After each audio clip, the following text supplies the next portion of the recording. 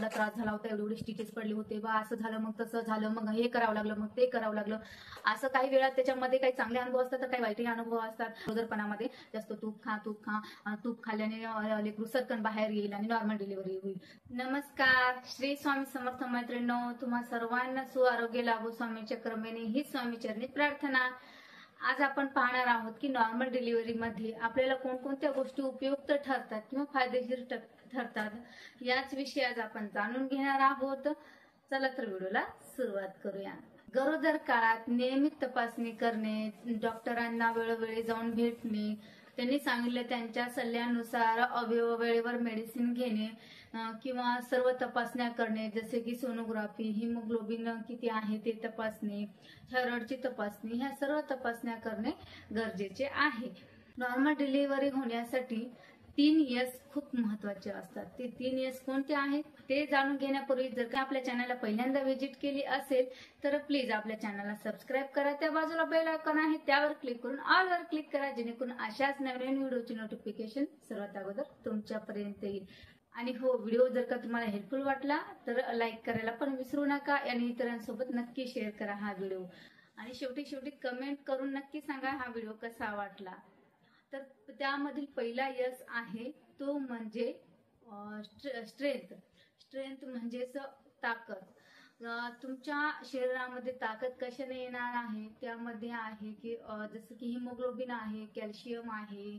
तर ताकद कशापासून येणार, तुमच्या शरीरामध्ये जेवढं तुम्ही आहार व्यवस्थित घेणार तेवढ्याच जास्त प्रमाणामध्ये तुमच्यामध्ये ताकद ही किंवा स्ट्रेंथ येणार आहे. तर त्यासाठी हिमोग्लोबिन युक्त आहार घेणे किंवा तुमच्या आहारातून तुम्हाला कॅल्शियम जाणे खूप आवश्यक आहे. थायरॉइडची पण योग्य मात्रा असणे खूप गरजेचे असते. यामुळे तुम्हाला जे नॉर्मल डिलिव्हरीसाठी जी काही एनर्जी लागणार आहे ती तुमच्यामध्ये येते.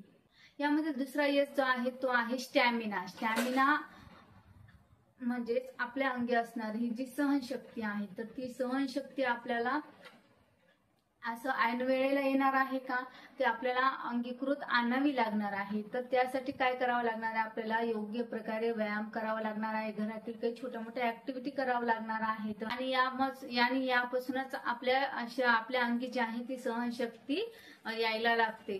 तर कोणताही व्यायाम हा डॉक्टरांच्या सल्ल्यानेच करावा. पण तुम्ही नॉर्मली पहिल्या महिन्यापासून पण तुम्ही सकाळी किंवा रात्री 10 ते 15 मिनिटं किंवा 1 ते 1.5 किलोमीटर हळूहळू अंतर वाढवत तुम्ही जाऊन चालण्याचा जो व्यायाम आहे तो सहजरित्या सर्वांच करू शकतात. आणि चालणं पण कसं आहे की खूप फास्टली चालायचं नाही, आपल्याला हळूहळू चालायचं आहे. तुम्हाला जसं सहन होईल, जसं तुम्हाला योग्य वाटेल, जेवढं तुम्हाला झेपेल तेवढं तुम्ही चाला. नंतर थोडा वेळ बसा एखाद्या ठिकाणी, आराम करा, परत चालायला लागा.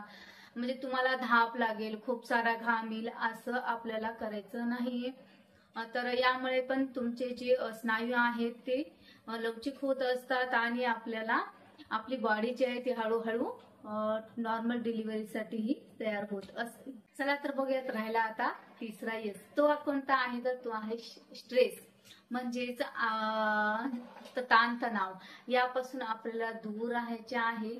म्हणजे आपल्याला प्रेग्नन्सी मध्ये पूर्णपणे आनंदी राहायचे आहे. आता जीवन म्हटलं की थोड्याफार छोट्या मोठ्या घडामोडी येतात, पण आपण ज्यावेळेस प्रेग्नंट राहिलो त्यावेळेस आपण इतरांकडनं ऐकतो किंवा आपले जे कोणी ओळखीचे असतात त्यांच्याकडनं अनुभव ऐकतो त्यांचे, की सांगतात हो मला एवढा त्रास झाला होता, एवढे स्टिचेस पडले होते बा, असं झालं, मग तसं झालं, मग हे करावं लागलं, मग ते करावं लागलं. असं काही वेळा त्याच्यामध्ये काही चांगले अनुभव असतात तर काही वाईटही अनुभव असतात. मग त्यामध्ये चांगले अनुभव आपण विसरतो, पण वाईट अनुभव आपण आपल्या डोक्यामध्ये ठेवतो आणि आपल्या डोक्यामध्ये सारखं विचारचक्र चालू राहतो आणि कुठेतरी आपण निगेटिव्हिटीकडे जातो. तर असं करायचं नाहीये. मनामध्ये अजिबात भीती बाळगायची नाहीये. तुम्हाला सकारात्मक राहायचं आहे, पॉझिटिव्ह थिंकिंग ठेवायची आहे. आणि तुम्ही त्यासाठी तुमच्या आवडीचे तुम्ही गाणे ऐकू शकता किंवा तुम्हाला जे काही आवडतात त्या गोष्टी तुम्ही त्या काळामध्ये करू शकता, जेणेकरून त्या निगेटिव्हिटी पासून तुम्ही दूर जासाल. आणि जेवढं तुम्ही हॅपी राहाल तेवढं तुमच्या आणि बाळासाठी दोघांसाठीही चांगलं आहे. काही ठिकाणी प्रसूती वर्ग पण घेतल्या जातात. आता ग्रामीण भागात बघितलं तर एवढे काही सुविधा नाही आहेत आपल्याकडे, पण आपण जे काही आहे ना त्याच्यामध्येच आपल्या नॉर्मल डिलिव्हरी होतात. आपल्या जसे की आपण ग्रामीण भागाकडे घरगुती जी कामे आहेत ते आपण घरच्या घरीच कोणतेही मेळ न लावता आपण घरच्या घरी सर्व काही कामे करतो. त्यातूनच आपला ऑटोमॅटिकली जो व्यायाम असतो तो फिजिकल ऍक्टिव्हिटी ती होत असते आणि आपलं शरीर त्यासाठी तयार होत असतं. पण काही जर का आपण शहरी भागात बघितलं तर त्या ठिकाणी काही क्लास किंवा वर्ग पण घेतले जातात, जेणेकरून नॉर्मल डिलिव्हरीसाठीही स्पेशल वर्ग घेतले जातात. तर तुम्ही त्याचाही लाभ घेऊ शकता.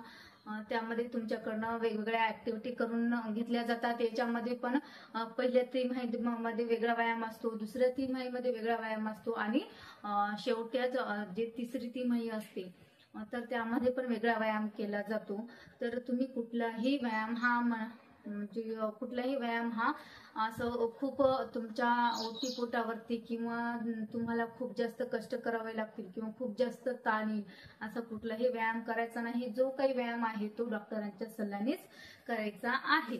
आपल्याला योग्य आहार या पिरियडमध्ये आपल्याला योग्य आहार ठेवणे पण खूप गरजेचं आहे. तर योग्य आहार म्हणजेच काय, आता काही जरपणामध्ये जास्त तूप खाल्ल्याने लेकरू सरकन बाहेर येईल आणि नॉर्मल डिलिव्हरी होईल, तर हे पूर्णपणे चुकीचे आहे. तर असे नाही करायला पाहिजे.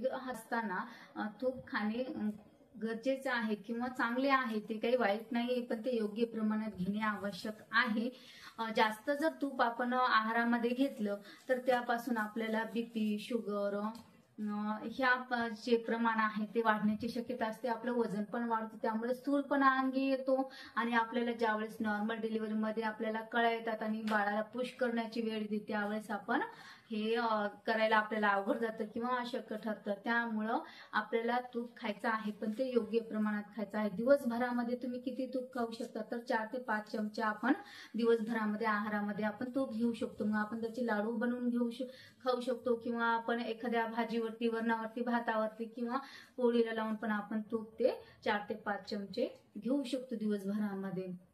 तुम्ही गरोदरपणामध्ये अजून कोणता आहार घेऊ शकता, तर तुम्हाला एनर्जी येण्यासाठी तुम्ही बदाम आहे, अक्रोड आहे, पिस्ता आहे, यासारख्या ड्रायफ्रुटचं तुम्ही सेवन करू शकता.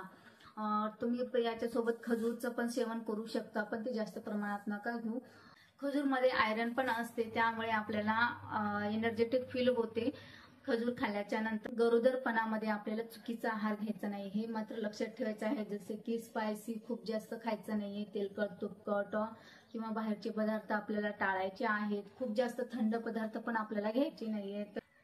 8व्या-9व्या महिन्यामध्ये आपण फरशीवर जर का खाली बसून आपण फरशी पुसली तर तो सुद्धा एक आपला एक प्रकारचा व्यायामच होत असतो. पण ते पण आपल्याला 2 ते 3 खोल्याच आपण पुसायच्या आहेत. जर का आपल्या 7-8 खोल्या असतील तर त्या पूर्णपणे त्याच्यात आपल्याला खूप जास्त त्रास होईल. एवढं पण नाही करायचं. तुम्हाला जसं जपेल हळूहळू हा व्यायाम करू शकता तुम्ही, किंवा आपलं घराचं काम पण होईल आणि आपली फिजिकल ऍक्टिव्हिटी पण होऊन जाईल. तर असे घरातील जे काही छोटे मोठे कामं असतात त्यामध्ये आपली फिजिकल ऍक्टिव्हिटी होत असतील तर ते तुम्हाला करायचे आहेत. आणि तुमच्या नियमित तपासण्या, तुमचा योग्य आहार आणि तुमची फिजिकल ऍक्टिव्हिटी, तुमची जी मानसिक तयारी आहे ती जर योग्य प्रमाणात ह्या सगळ्या गोष्टी घडून आल्या तर निश्चितच तुमची नॉर्मल डिलिव्हरी ही होऊ शकते. पण काही वेळेला असे काही प्रॉब्लेम येतात की वैद्यकीय अशी काही अडचण येते की त्यामुळे बाळ किंवा आई ह्या दोघांनाही सुखरूप ठेवण्यासाठी शिक्षण करावे लागते. तर त्यावेळी आपल्याला हा निर्णय कधी कधी घ्यावा लागतो. पण जर का तुम्ही यानुसार सर्व गोष्टी पाळल्या तर निश्चितच तुमची नॉर्मल डिलिव्हरी होण्याचे प्रमाण हे वाढते. तर मैत्रिणींनो, हा व्हिडिओ तुम्हाला कसा वाटला ते कमेंट बॉक्समध्ये नक्की सांगा.